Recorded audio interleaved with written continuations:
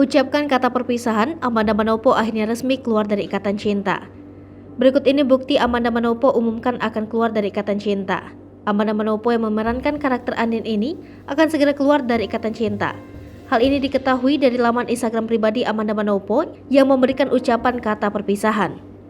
Sembari memegang selembar kertas putih yang kosong dengan nuansa warna ungu dan memegang serangkai bunga berwarna ungu, Amanda Manopo ucapkan kata perpisahan. Postingan tersebut diberi caption yang bermakna selamat tinggal. Hingga berita ini diterbitkan, belum ada keterangan lebih lanjut dari Amanda Manopo terkait postingannya tersebut. Yang pasti postingan tersebut langsung dibanjiri komentar netizen. Diberitakan sebelumnya Amanda Manopo dan Arya Saloka kompak pasang foto bersama di laman Instagram pribadinya yang membuktikan pemeran Aldebaran ikatan cinta kembali. Penggemar Amanda Manopo dan Arya Saloka dibuat baper oleh pasangan romantis Al dan Andin di ikatan cinta ini. Melansir dari Instagram Arya Saloka, pada hari Kamis lalu Amanda Manopo mengunggah foto bersama Arya Saloka. Begitu pula Arya Saloka mengunggah fotonya bersama Amanda Manopo.